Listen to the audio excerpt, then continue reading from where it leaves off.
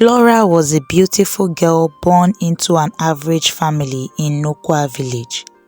She was the fourth child out of her parents' 7 children and the only girl. Flora was the most beautiful girl in her village. Her skin was black as ebony and glittered in the sun. She possessed teeth so white, one could say they were whiter than snow. Her beauty was so enchanting that any man would fall head over heels for her at first sight. When she clocked 10, Flora was already getting suitors from all over the village seeking for her hand in marriage. Men of different ages would meet her father every day to show interest in marrying her or marrying her to their sons. However, Flora's father refused every single proposal. One night after eating dinner, Flora's mother said to her husband, "The number of men seeking for her daughter's hand in marriage is getting alarming day by day. I am so afraid and I don't want any harm to come to my daughter," she said in a concerned tone. Her husband answered her, "So what do you suggest we do? Because I cannot deny the fact that I am also worried about this." Flora's parents decided that night to shut their daughter out from everyone in the village. Every day, Flora would be at home doing nothing. She wasn't allowed to visit any friend, neither could any of her friends visit her. She would sit by her window every day imagining how sweet her life could have been if only she was ugly. She would gaze at the stars at night and sigh. "The stars are so lucky, they shine so brightly and show the world how beautiful they are, but I am locked up here just for being beautiful."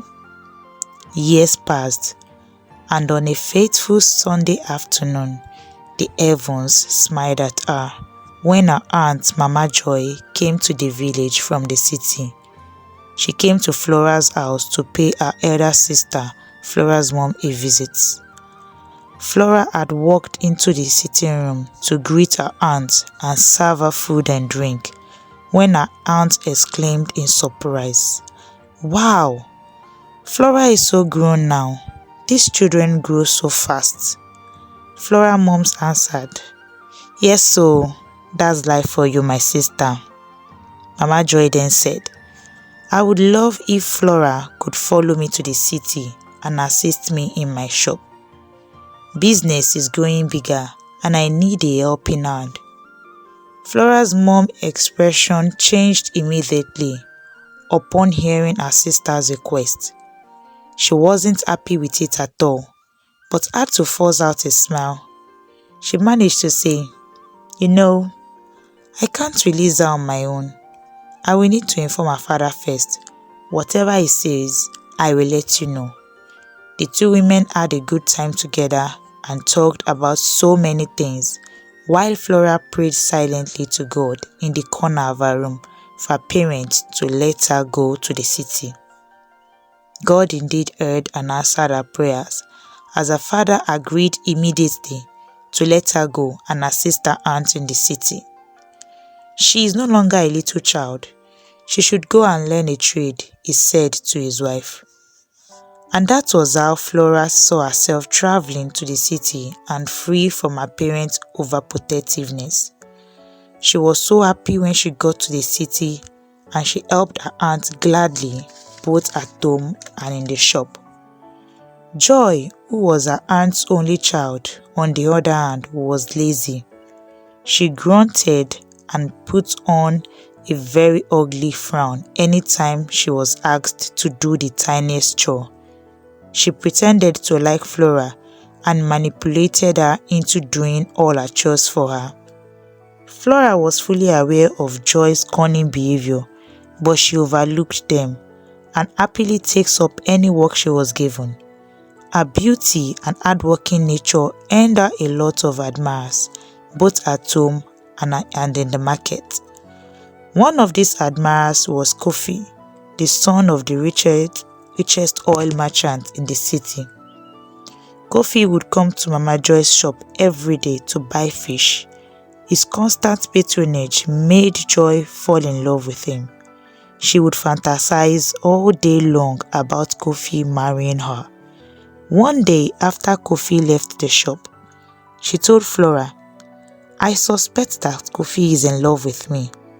Do you notice the way he looks at me whenever he comes?" Flora asked her with a laugh. "Really?" Joy answered with a big smile on her face. "Yes, of course. He can't just take his eyes off me." Flora couldn't help but wonder what kind of crazy stuffs her cousin could have going on in her head. Kofi's visits to Mama Joy's shop continued, and he soon became friends with the two girls. He would come to the shop with gifts for them and spend hours there, making them laugh. His love grew day by day in Joy's heart. Unknown to her, Kofi had feeling for Flora instead. On a particular day, he came to the shop and met only Joy there. He asked, "Where is Flora? Is she not in the shop today?" Joy answered with a big smile. "No, she is not around. She is not feeling too well." She hoped in her heart that Kofi will finally express his love for her since Joy wasn't around. But Kofi didn't say anything of such. Instead, he looked sad and disappointed and left the shop rather early than usual. Kofi didn't visit the shop till he heard that Flora was back to the market. The following day, after the good news of Flora's return, he bought her a lot of gifts and spent so much time than ever at the shop. Joy noticed how nice Kofi was to Flora and suddenly realized that Kofi was never in love with her. She turned red with jealousy and didn't utter a word nor played with any of them till Kofi left. Immediately he left, she questioned Flora about her relationship with Kofi. Flora opened up to Joy and confessed that she and Kofi have come a long way and they have been in a relationship for a while. This confession made Joy so bitter, but she pretended to be happy with her and wished her well. That night, Joy couldn't sleep. She thought about how Flora would get married to Kofi and become richer and live more comfortably than her. She couldn't accept it and kept on thinking about it for days. On a fateful afternoon, when they didn't go to shop, Flora was out of the house running errands for her aunt, while Joy sat thinking in the sitting room. Her mother walked in and noticed her daughter's countenance. She asked, "My daughter, what is the matter? I have been noticing you for days now. You have become a shadow of yourself." Joy turned to her mother with tears in her eyes. "Mother, Flora is the cause of my sorrow." Her mother was surprised and asked, "What could Flora have done to you? She is nothing but a sweet girl." Joy shook her head and answered her mother, "She snatched my lover. She knew I was in love with Kofi, but she enticed him with her beauty and snatched him away from me. Now she will get married to him and become wealthy, while we will remain poor." Her mother thought hard about it and reasoned with her daughter. Then they both planned to kill Flora so that Joy can have him for herself. A week later, when they had perfected their evil plan, it was time to carry it out.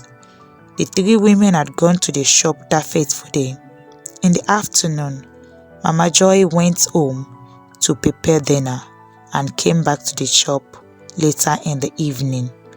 When she arrived, she called the two girls and told them to go home, that she had prepared a lovely meal for them.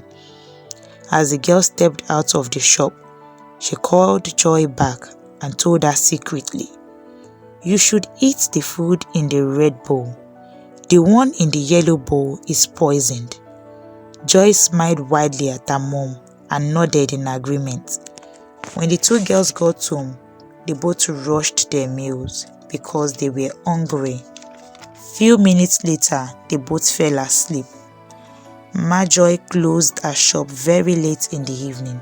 She was grinning from ear to ear as the thought of her daughter getting married to Kofi, the son of the richest oil merchant, filled her mind and made her heart flutter with excitement.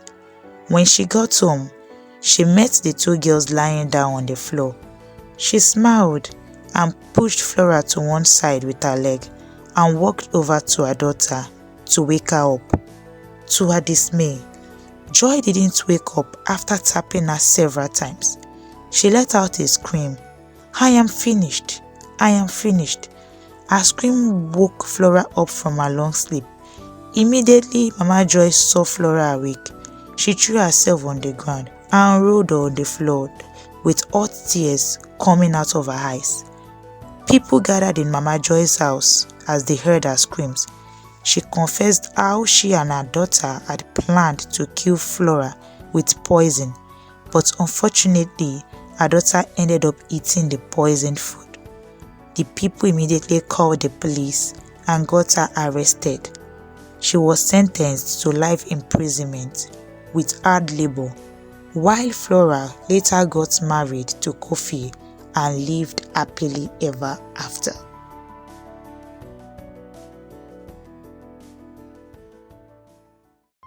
Did you enjoy the story? Kindly leave your thoughts in the comment section. Hit the like button and subscribe to the channel for more African stories. Thank you.